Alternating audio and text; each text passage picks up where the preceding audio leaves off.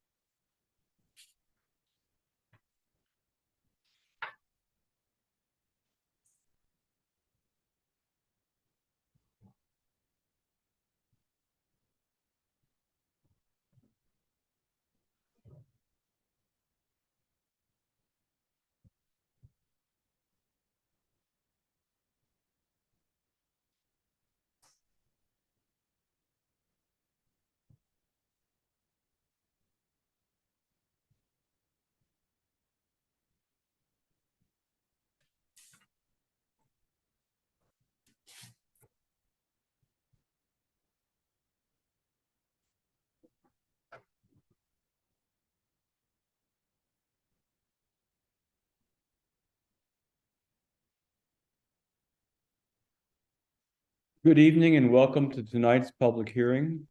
My name is John Urino. I'm the zoning examiner for the city of Tucson. We have two cases on the docket for this evening's hearing.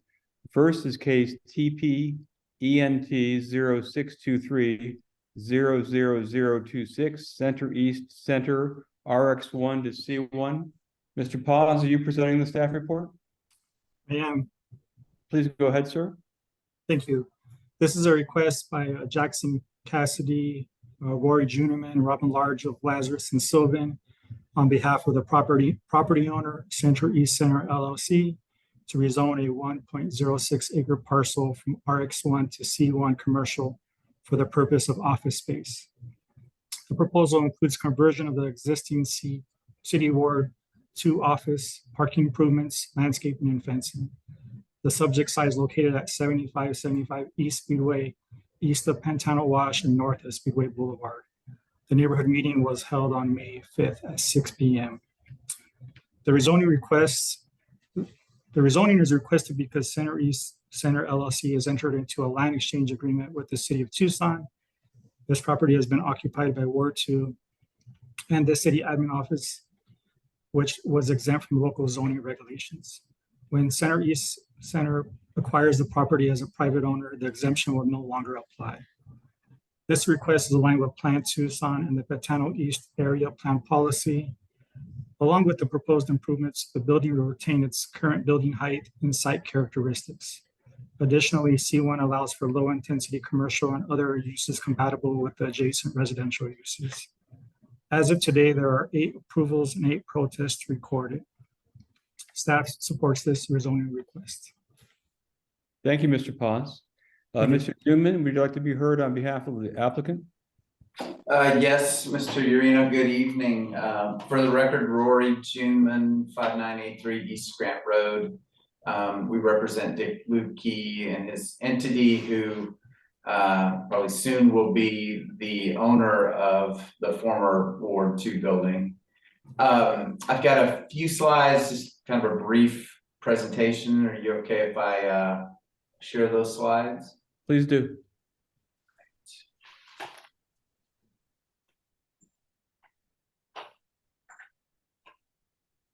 Okay. Can you see that? Yes, I can. Thank you. Great.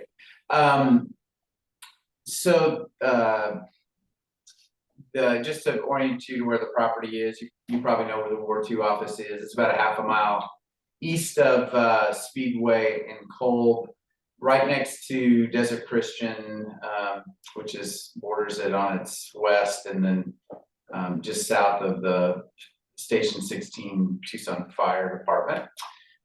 It's a really kind of a simple rezoning in a lot of ways, because as Mr. Paz said, we're not changing the building. It's really staying the same. We're really sort of correcting probably an error in the zoning, because the city is under its exemption is operated on a RX1 zone for, I'm assuming, as long as the building's been there. And now that it's going to be in private ownership, we couldn't operate it for its purpose without this rezoning. The background it's a little complicated, and I just wanted to kind of briefly go over why this is even coming up. Mr. Lukey owned a office complex at Broadway in Pantano, about 90,000 square feet, that the city was very interested in acquiring, so they could move Ward 2 offices there, use it for some other city purposes, and then I think they also wanted to maybe get some other non-city governmental offices in there. It's kind of an East Side Government Service Center. Mr. Lukey has been involved with Desert Christian High School. He's the executive director for decades, and he wanted to sort of as a really a charitable donation, help expand the campus. It's lacking in athletic fields, and he knew that the city had kind of an abandoned vehicle maintenance yard. It had been used for environmental services and Department of Transportation for years, but had really kind of gone dormant over the last few years. So he had a piece of property the city wanted. The city had a piece of property that he wanted, so we worked on an exchange agreement. The Ward 2 office was part of that as well because the city wasn't going to need it. And so earlier this year, we finalized that agreement and executed it. And just as of today, we've conveyed that north parcel that's about 10 acres, 9 acres, that's in the blue dotted line to the high school. It's already been, all the buildings have been demoed and subject to the final permit approvals, which are hopefully pending any day. They'll start work on the athletic fields. So I just kind of wanted to give you that background. Oh, and the fire station is staying as is. It's not moving. So just kind of wanted to give you that background as a reason of, why we're here tonight. As Mr. Paz said, we're in an RX1 zone. Really can't do anything with the building once it's conveyed to Mr. Lubke. What we're asking for is just simply to extend that C1 zoning over to the west a little bit. C1 permits administrative offices, which this will likely continue to be. It could be a commercial use, but more than likely it's going to be offices. And if it is retail or commercial use, it's kind of limited to like a non-restaurant use. There's really not enough parking there to do a use that has a really high intensity. So this is our preliminary development plan, which you saw. As we've said, the use will likely be administrative or professional offices. There's no changes to the building, no changes to framing.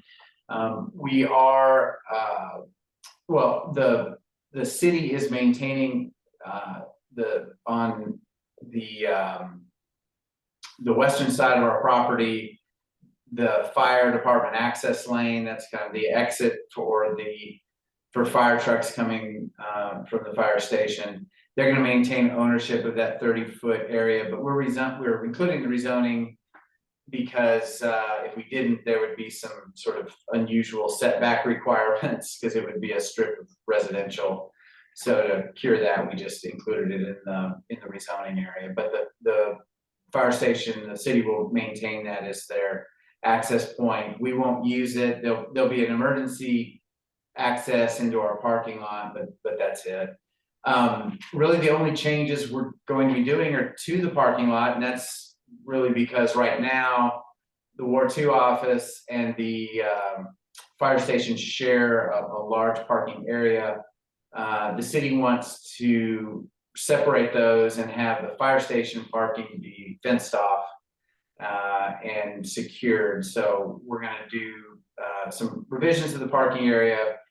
We'll have 21 spaces in this sort of new parking area. We'll maintain the other 6 that are on the east side of the building for 27 spaces, which is a few over code requirement. So, but really other than that, the building's staying the same. It should function the same. Traffic should be similar to what it's been since it was a Ward 2 office. Really pretty straightforward for a rezoning case. So we did have our neighborhood meeting in end of May. We had about 22 people were there, mostly from the San Parisi neighborhood. That's a townhouse complex to our northeast. And frankly, most of their concerns were about the ball fields that are going to be built. And that's not part of a rezoning area. That's being done under the existing RX1 zoning. But they did have some questions about traffic and some other things that we answered, and really just wanted to clear up with them that there's not going to be really any changes to the building, and the use should be basically the same. So that's it. We're agreeable to the conditions, and I'm happy to answer any questions that you have. Thank you, Mr. Tuman. Would you just briefly address the concerns that have been raised about traffic on Helen Street and whether this rezoning would in any way increase the traffic on Helen Street? Yeah, so the traffic, so we don't really anticipate any traffic that's gonna go sort of north of our property. The traffic's gonna come in and out of Speedway. We don't see that there's any any driver any reason why a driver's gonna go north on Fleming to that Helen Street. So I think for our project or our building, there's just no reason why anybody would travel to the north. Thank you. Yeah. And the one thing that we did address at that meeting was the school will have sort of a secondary access that will be north of us, but all of the traffic, there's a primary access point through the school up to these new ball fields, and we anticipate that will be almost all the traffic will use that entrance. There won't be really a need to use the secondary exit here. That's really there for safety and circulation more than anything else, and it won't be used as a primary access point. Thank you very much. Would anyone else in the audience like to be heard on this case?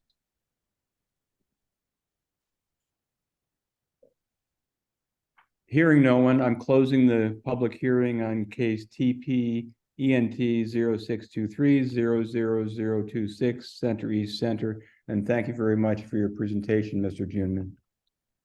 Thank you. Have a nice evening. You also. Our next case is case TP ENT 0623-00029 Paw Commons Speedway Boulevard. It's a special exception case. Mr. Paz, would you like to present the staff report? Yes, sir. This is a request by Garrett Odradi and Lexi Willett of the Planning Center on behalf of the property owner Speedway Wilmot Center LLC. This is for a land use special exception to allow animal services and boarding use at 6211 East Speedway. The proposal includes the addition of a 7,289 square foot outdoor play area to accompany the existing 7,000 square foot building. The project site is 0.82 acres within the C2 commercial zone located along the north side of Speedway Boulevard. The neighborhood meeting was held on May 22nd at 5:45. The proposed facility is an animal service and boarding land use as defined by the Unified Development Code and is subject to review and approval of the special exception land use application by the zoning examiner. Besides the outdoor play area, the property will largely remain as it exists today with the reduction of parking spaces, interior tenant improvements, and cosmetic changes to the exterior of the building. The proposed special exception is consistent with Plan Tucson and the Arcadia Alamo Area Plan and in compliance with the performance criteria of UDC 4.94, Section B 9 through 15, and subject to the compliance with the attached preliminary condition. As of today, there are 0 approvals and 2 protests recorded. Staff supports this special exception request. Thank you. Thank you, Mr. Paz.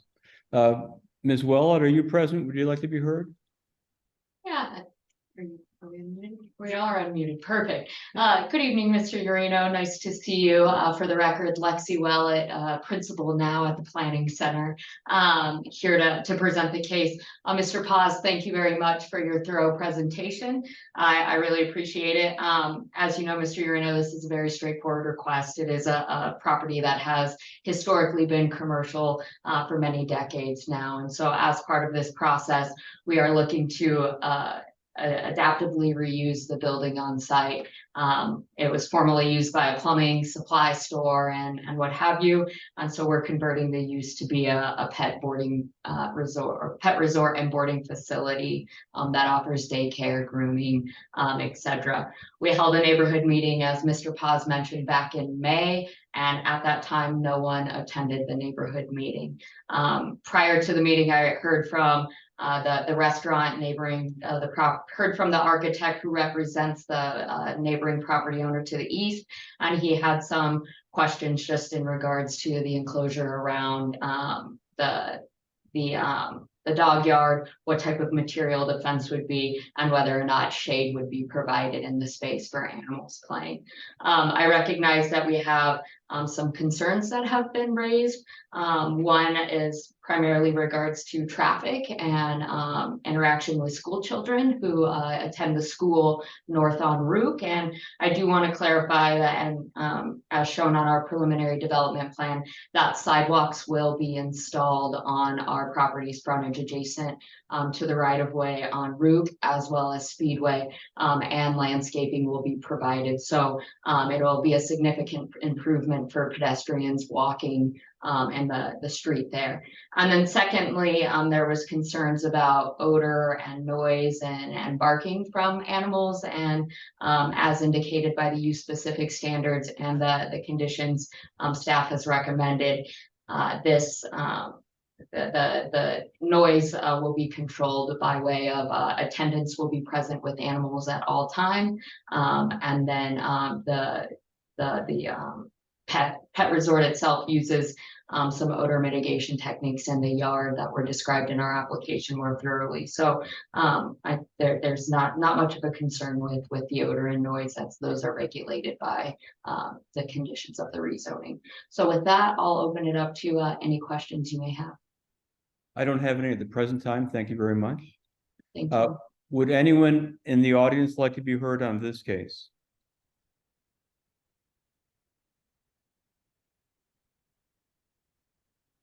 I see a hand raised from the iPhone. Would you like to go ahead and start with your name and address, please?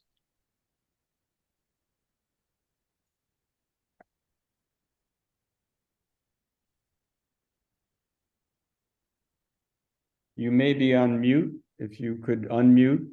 How's that? You hear me now? Perfect. Thank you so much. Please start with your name and address. My name is Bruce Tenenbaum.